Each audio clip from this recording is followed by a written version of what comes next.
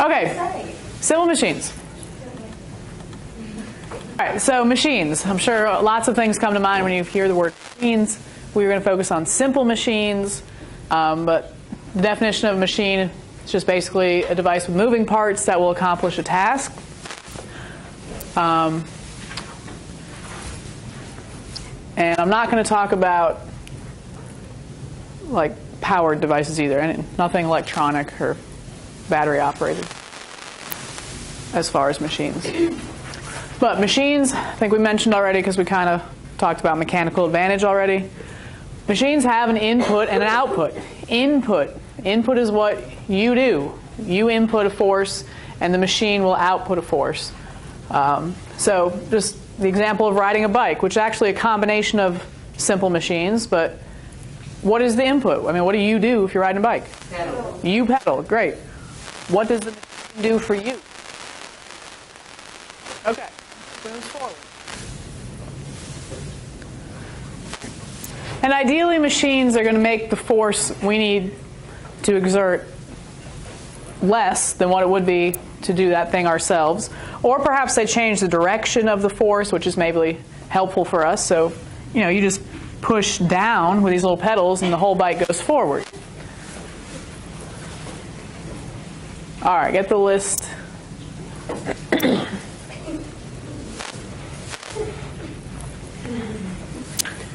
Okay, so different textbooks might classify simple machines differently. I like this division of 5 here.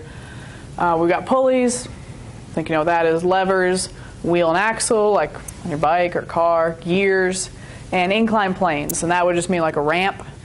A screw and a wedge can also be considered a classification of an inclined plane. A screw is sort of just like a spiraled ramp or spiraled inclined plane. And a wedge would be like an axe, like 2 inclined planes back to back.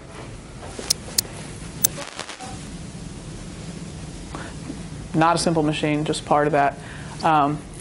This picture right here has a specific name. I mean, it's a little cartoon, but anyone know what this is called? Good, the Rube Goldberg machine. And that's going to be your last project. It's a cool one. There's nothing to write. You actually just have to film yourself like on your phone or something doing a little project like this. And I will show you a bunch on YouTube that are kind of neat. Your task is going to be to knock over a marker. Rube Goldberg was a person, and he was around sort of in the industrial age, early 1900s, and he kind of mocked the machine age and said a lot of these machines are more complicated than they need to be, and he would draw these cartoons showing like these ridiculously complicated ways of just doing something simple, like putting a record on the record player. So these are called Rube Goldberg machines. You can YouTube that, Rube Goldberg, and you'll see some cool things. I'll talk about that project more later. But it has some machines, simple machines incorporated into it. I'm not going to say the magnet is one, but you've got pulleys and you've got a little lever here. And that's probably about it for that. Okay. Machines work by manipulating forces. Here's a lever. Perhaps if you need to move this big boulder, you could lift it up by hand yourself, but that'd be pretty difficult. Or you could use a lever to lift it up. So the input is that you push down. What is the output? What does the lever do for you? Lifts the boulder up. So mechanical advantage. This is going to be, figuring out the mechanical advantage is going to be the point of a lot of our simple machine problems. Mechanical advantage is an explanation of how much a simple machine helps you. It is force output divided by force input. So ideally, we're hoping the machine is going to provide more force than we have to. Which do you think is better? Mechanical advantage greater than 1 or less than 1? Greater. Mechanical advantage of 1 would just be equal to you.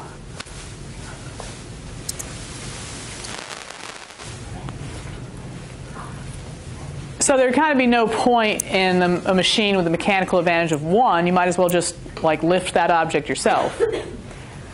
although maybe it changes the direction you have to use or apply your force. So greater than 1 is what we're after for any simple machine. So here's an example of pulleys, which we'll talk about as our first simple machine. I have two 8-pound weights. Which one does it look like it's easier for me to lift?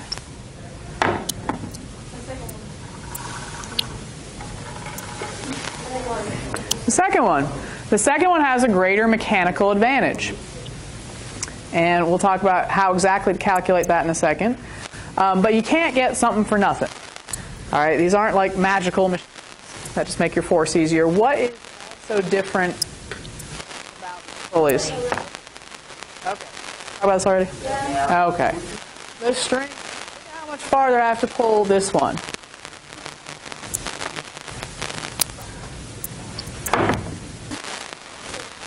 Okay, so our first simple machine in the list is pulleys. Pulleys are by far the easiest to analyze. Sometimes on like ships they're called a block and tackle instead of pulleys.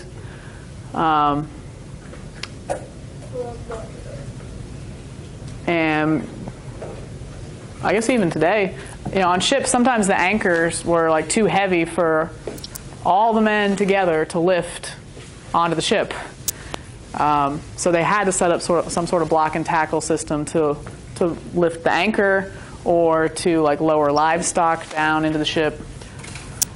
But anyway, you know the term tension, force along a rope or a string. This formula, force output divided by force input, will work for any machine, but we're also going to have a couple tricks depending on what machine we're talking about. So the trick for pulleys is to count the parts of the rope that are pulling the object up, but I need to show you that with a picture. All right, determine the mechanical advantage of this pulley. All right, well, I know they're both the number 24, but which one is the input, the blue or the green? Blue. Good. What you are doing, you're pulling this side of the rope, so you're pulling with 24 newtons of force. 24. But 24 over 24 is just a mechanical advantage of what? 1.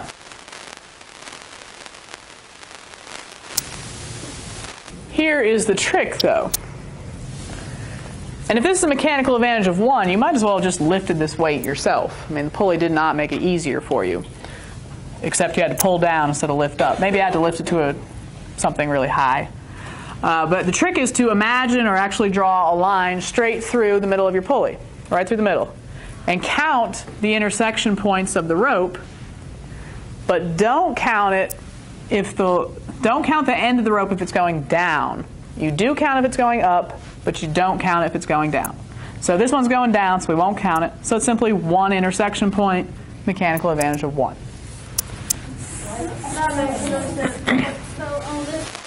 Okay, let's try another one.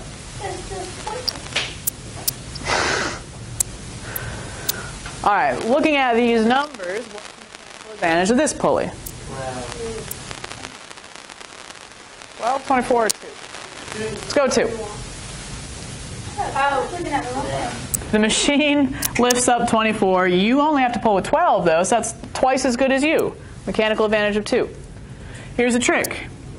Here's my imaginary line. You might have to extend your rope here. I've got 1, 2, 3 intersection points, but does this last one count? No. No. If it's down, it doesn't count. 1, 2 intersection points, mechanical advantage of 2.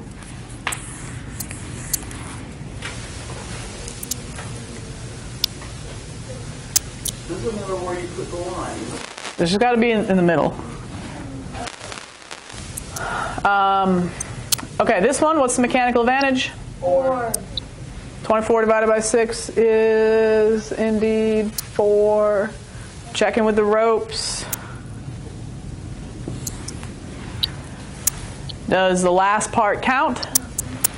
I guess I shouldn't have picked all down examples, but no, that is down, so that does not count. 1, 2, 3, 4. So that is always a good double check. All right, what about the one I have right here? Which I don't know if you can see it that well. 4. 3, 4. 4. 4. 4. 4. 5. Okay. Maybe you guys in the front row can see better, but I've got 1, 2, 3, 4, 5 if I count this, but is this going up or down? Down. Down. So this is a mechanical advantage of 4. So if this is an 8-pound weight, I only need to pull with how many pounds of force? 2.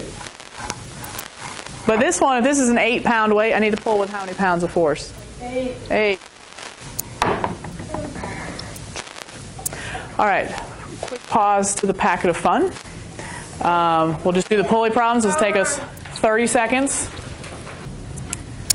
All right. I think you can picture a lever, picture like a seesaw. Here's a rotation point or a crowbar. But lots of other things can be considered levers too. Even scissors can be considered levers. So the rotation point is called the fulcrum. And then we have the input arm and the output arm. I'll draw those on the next slide. But here is Percy, the penguin. Here's his lever. Where is the fulcrum of this lever? Right at the center of the circle. Where he's holding it? Right at the center of the circle. The center of the circle, yeah. So like his little hip right there, that's the fulcrum. That lever is rotating there.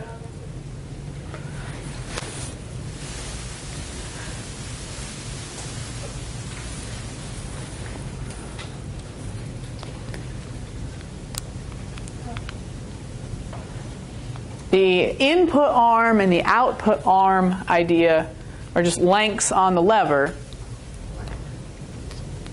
And this, again, this formula pertains as well. If you were given forces, if you're given lengths and distances, you would want to use this. But the input length, they're both measured to the fulcrum. The input length is just from the pivot to the person. The output length is from the pivot to the thing being lifted. Looking at this particular picture, this guy's got his lever, he's trying to move a boulder or something. Would it be helpful for him to have a big input length, input arm, or small input arm? Big. To make his job easier or to use less force, he would want that to be as big as possible. Like you wouldn't have, here's my fulcrum, here's my boulder. You're going to enjoy my stick figure, people. You wouldn't ever set up a lever like that. Like I'm just going to push down on this amount and try to move this boulder way over here. That might break. That's, clearly not going to be helpful. So the bigger the input arm, the better. And we do have a little more to levers. There are also 3 classes of levers, 3 types. First class lever is probably the typical thing you would think of for a lever. It would be like a seesaw. It's where the fulcrum is in the middle. Scissors, I said, also could be considered a lever. They'd actually be considered like 2 levers together where, of course, the fulcrum's in the middle. But if you just consider this part, this top part, my input force is on one side, and then the scissors are going to apply like an output force on the paper.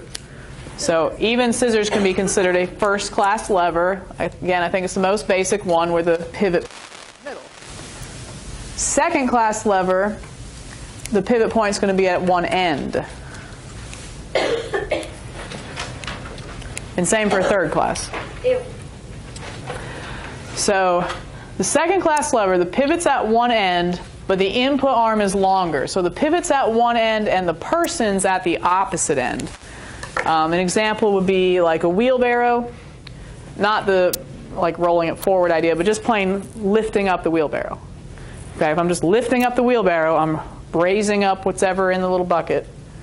But the pivot would be like the wheels, so I raise it up at that point. I'm at the opposite end, and I'm lifting something up in the middle. The machine is lifting something up in the middle. So it's got the biggest input length and the output length somewhere in the middle. Also, we have nutcracker, catapult, or a bottle opener could all be considered second class. And our third class lever are actually not considered helpful as far as mechanical advantage is concerned, but sometimes we just have to use third class levers.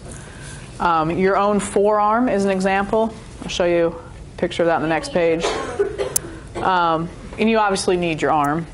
A paddle is a decent example. So if you imagine if you've ever been canoeing, kayaking, something like that, and you're just, paddling away, you can consider one hand to be the pivot. So I'm like pivoting here, but I'm grabbing the paddle in the middle. So my input's kind of in the middle, and what the machine is doing for me, the paddle is exerting a force on the water. So the output's all the way at the other end. And when you paddle, where would you Forward. where is it more helpful to grip the paddle? In the middle. Like right here, In the middle. here, or you're down here? As low as possible. Yeah, as low as possible, without putting your hand in the water, I guess. But, no one ever paddles like this. That's not a very good mechanical advantage. So you want the biggest input length possible, but still the output length is technically farther. So which type of lever always has mechanical advantage greater than 1? Because the input length's always going to be at the opposite end. Yeah? When we're talking about middle and such, is that relative kind of Yeah, I don't mean dead center. That's a good question. Just in between the output and the pivot, the fulcrum. So here's my my wheelbarrow. What type is that? What class? That's a second. So second class is always helpful because the distance to you is always the biggest distance. Which type of lever always has mechanical advantage less than 1? Third, like your arm. And here's a good picture of your arm is considered a lever. If you consider the elbow to be like the pivot point, well, your bicep, your muscle, is attached, a little bit past your elbow on your forearm. Looks like a chicken mouth. And you can contract this muscle, to lift your arm up. Look at it. Looks like a chicken leg. But you would have a better mechanical advantage with your own arm if your muscle was attached way down here at your wrist. The same idea as this. Your forearm's kind of like paddling like this. It'd be way easier if it was down here. Now that would look weird if your bicep attached it at your wrist. But it'd be easier to pick things up.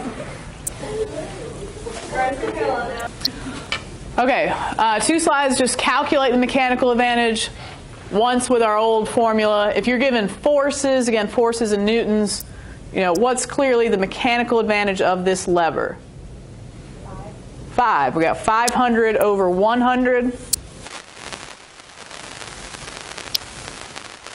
And looking back at your notes, I automatically know it's not first class because the fulcrum's not in the middle of the two things. But is it second or is it third? Second. Good, it's second. If you are at the opposite end, that's second. All right, and here is the picture of the bicep. Okay, so now let's say I actually give you distance. Input length over output length. And it doesn't matter the units so long as they match, because they're going to cancel out anyway. So these are centimeters, that's fine. What length is the input length? Careful on this. It's from the pivot, the elbow, to you, what you are doing. You are applying force right here. So the input's actually 3. The output, the thing being lifted, is 30. So that's going to be a 0.1. So kind of weird that your own arm has a poor mechanical advantage. Let's just go through them and pick out all the first class levers and then second and then third. So first class lever, remember, simply has the fulcrum in the middle of the middle of the person, the middle of the box. The box is the thing being lifted. So looking at all your pictures, tell me which ones you think are first class levers. Number 1, great call. Keep going. What's the next one that's a first class? Yes, Kimmy. 7. Number 7. What else? Number 10. And there is one more. Number 9. So all of those had the fulcrum in the middle. Those are all first class levers. First class, could be a mechanical advantage greater than 1, could be less than 1, just depends on how it's set up. All right, Addison, will you help me find the ones that look like a wheelbarrow or a second class lever where the fulcrum's at one end, but the person is at the opposite end? 2. Yep. Good. 2, what did you say? 2, 4, and 5? Those are all second class levers.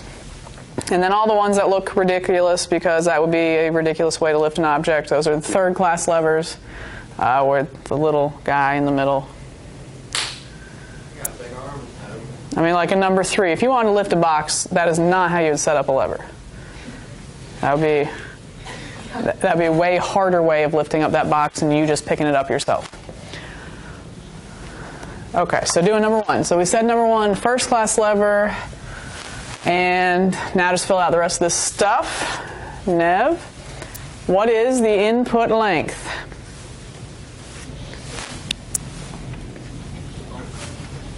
What did you say? 8. Yes, very good. Do not be thrown off and necessarily just use the numbers I've given you. You've got to think about it. Input length is from the fulcrum to the person, so I need that length, which you figured out, 14 minus 6 is 8. All right, Nev, keep going. What's the output length?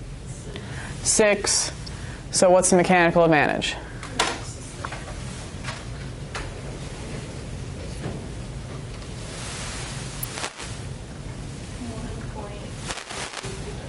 One and a third at one. Okay. All right.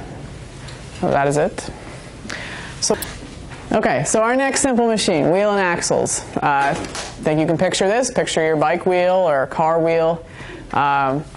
Whether you are aware of it or not, a car wheel will be attached to an axle that will go, connect to the other wheel on the other side. And your engine, things happen in the engine. Spark plug ignites the gas, moves the pistons, drives the crankshaft, which moves the axle, and then the axle is connected to the wheel, so the wheel moves. Here's a better picture up here. The bigger the wheel, the smaller the axle, the bigger the mechanical advantage. It's going to be radius of wheel divided by radius of axle. Of course, that also depends on the strength of your materials. You couldn't really have an axle that small with your car. But RW is radius of wheel, RA is radius of axle. It says the units for the radius here, they can be anything. It could be centimeters, meters, inches, feet, yards, whatever. But they have to match. So I did sneak in a couple of unit conversions on this section. Really just centimeters. Okay, so just a quick problem. Determine the mechanical advantage of the wheel and axle. The radius of the wheel is 0.2 meters and the radius of the axle is 5 centimeters. So radius of wheel divided by radius of axle. Going the wrong way.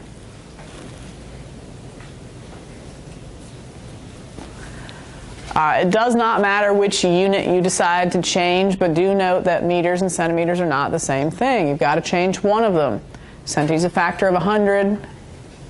Although I don't think I did. I probably would have turned the meters into centimeters. 0.2 meters is how many centimeters?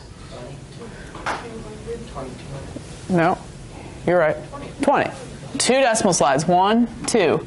So it would have been 20 divided by 5. You can all do that one in your head, right? 4. However, I apparently, when I did these notes, changed it to meters. But it would still be the same answer, 4.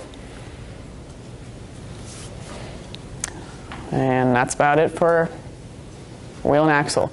One other trick, it's the radius of the wheel divided by the radius of the axle. So if you're given the diameter of the wheel, what do you need to do? Divide by 2. Good. Take half of that, divided by 2. Wait, I'm writing this down. Next up is gears.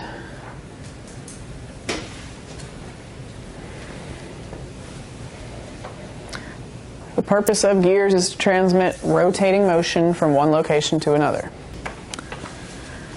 And we usually consider the input gear to be smaller. So for a smaller input gear to rotate a larger output gear, the smaller gear will rotate more often than the larger gear. If you think about, interlocking teeth, it's got to come into contact with the same number of teeth. So the smaller gear would have to keep rotating to make that happen. All right, let's see if you can figure this one out. If one gear has 36 teeth and interlocks with another gear, to rotate once completely, it must come into contact with how many teeth from the other gear?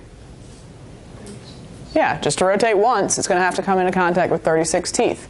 So bearing that in mind, if the other gear has 12 teeth, how many times will it rotate after the larger gear rotates once? What did you say? 3. The big gear's got 36 teeth, the small one's got 12. It's going to have to rotate 3 times to meet all 36 of those teeth.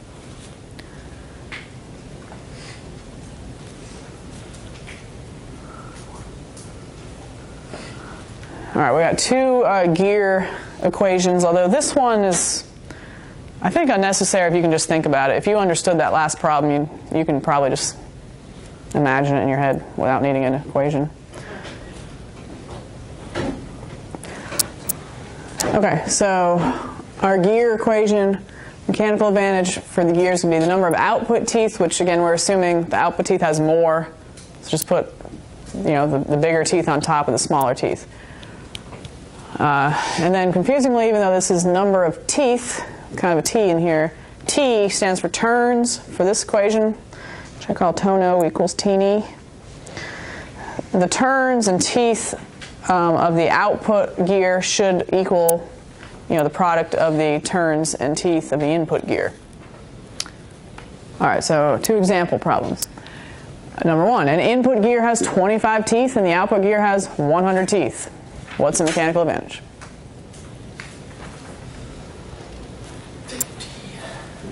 Yeah, just divide the bigger one by the smaller one. 4. All right, and number 2, an input gear turns 10 times every time the output gear turns 5 times. If the input gear has 15 teeth, how many teeth does the output gear have? Very good. So you can just kind of imagine that. If it's, double the turns, we're going to need double the teeth here. What is also the mechanical advantage if it had 30 teeth? 2, because... All right, first part, to you actually use the formula. How many teeth does the output gear have? So that's NO that we're trying to find.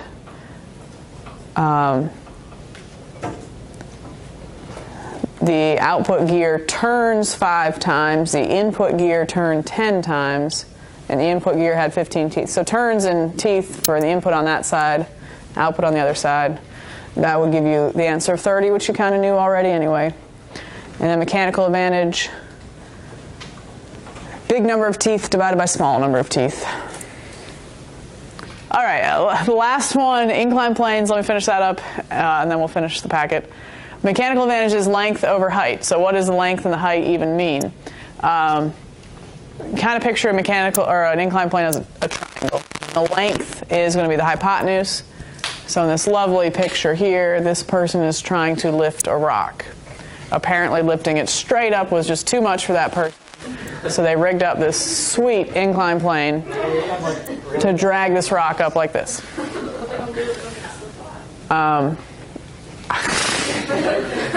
I don't know the end of the story. I just know this is the setup. It looks like a potato. He's going to eat the potato when he gets to the top. But he couldn't lift it up to his own mouth, so he had to drag it up there. So it's more force to lift the potato straight up than to lift it on the slant. So it is easier, I guess. But whatever this length is divided by this height, that is your mechanical advantage of an inclined plane. Okay, so since an inclined plane is sort of a triangle, we need to remember a little triangle math. What is this called?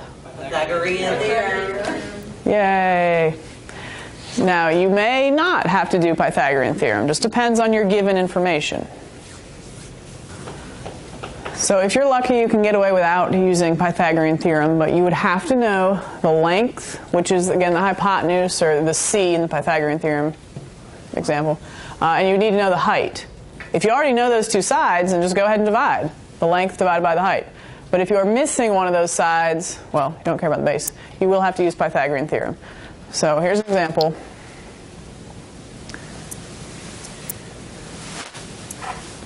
Determine the mechanical advantage of this incline of the roller coaster. I'm going to call that L, not 1. Problem is, we know these two sides of the triangle, but we do not know what the length is. I need to know this value here. So, perfect Pythagorean theorem example. There we go. Okay, so I did rearrange one little part of your Pythagorean theorem here. Why do you say Pythagorean? Pythagorean. So the first step that I did not write was L squared equals 60 squared plus 40 squared. That's the c squared in Pythagorean theorem, however you want to say that. So then you got 60 squared and 40 squared. So just to get L, you do need to do the square root. Should have that button on your calculator. And that answer is apparently 72. So is that my answer? No. That is simply the length. I want to know the mechanical advantage, just like in all these problems. So I'm going to do 72 divided by which number? 40. The 40. Now I've got to do length divided by height, and apparently I get 1.8. Which part? I was the whole L part. Oh, never mind. You forgot your meters on it. I'm good. Well, that was pretty quick. All right. Glad I could help you. Mechanical advantage does not have a unit. It's sort of, again, an explanation of how much better than you that would be. I put meters on the mechanical advantage. I will go ahead and erase those. I know rare that we don't have a unit, but... All right. We got like one slide left, 2 slides? Oh. Just examples of inclined planes. We did mention a screw and a wedge earlier in the notes. A screw is an inclined plane, just kind of a spiraled, example. And so is an axe. That's like that would be like a wedge, but that's like 2 inclined planes back to back. So like you can split wood and separate the wood by sliding the wood along that entire incline rather than just like pulling the wood apart, I guess. And our bottom line. Let me get my pulley back here.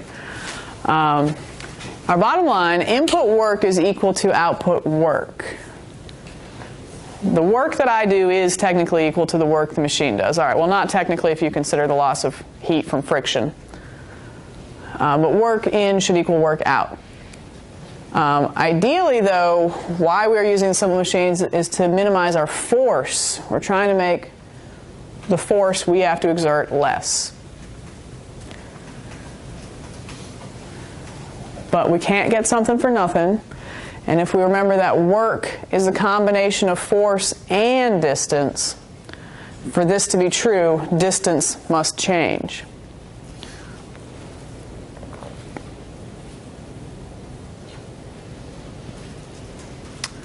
So if I am using a small input force, like my pulley example again, I can make this particular mass really easy to lift. But what has changed as far as D? D did what? Did it go up or down? It went up. So the smaller the input force, the bigger the distance. It's easier, but I've got to pull more of the rope.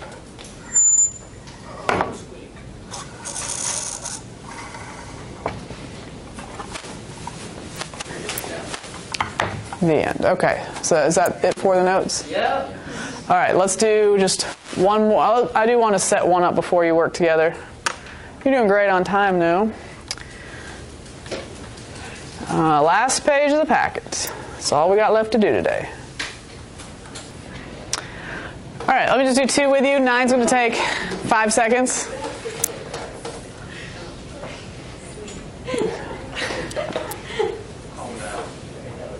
I think the answer is 8. For number 9? 2. I think it's 2. Let's go with 2. All right. First of all, I just want you to know you don't always have to do Pythagorean theorem. It just depends on what you're given. You need the length and the height. In number 9, you have the length, you have the height. So 16 divided by 8 is dose. So nice and easy, already done with that one.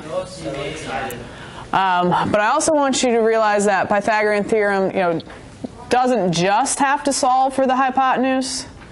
Like in this case, in number 5, we're kind of stuck because I don't know what this height is. So I can call this maybe like the side A of my triangle. And I would need to say 24 squared equals A squared plus B squared, which is 8. 8 squared. So I just want to make sure we're not messing up Pythagorean theorem when we have to rearrange it. It's like, what would you do next to get A alone? Square all that. Okay, what's 24 times 24? 576.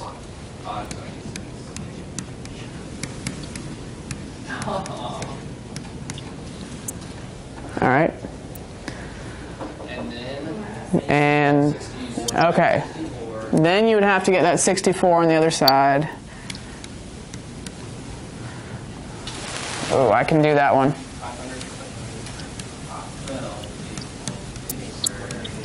And then you square 512. No, you find the square root. Find the square root of 512. good. Find the little button that looks like this, and Square root that. A equals, what did you say? 22.6. And then, since that was just so much work, we just write that down as our answer and move on? No. No. That's just the height. That's not the final answer. The final answer is what divided by what? 24 divided by 22.6. Good. Which is what? 1.06? Okay. Ta-da. And I think I skipped over this in the notes, but mechanical advantage for inclined planes will always be greater than 1, because the length always has to be the biggest side. So if you're accidentally getting a mechanical advantage less than 1, note that that is wrong, and then just leave it and move on, and perhaps fix it.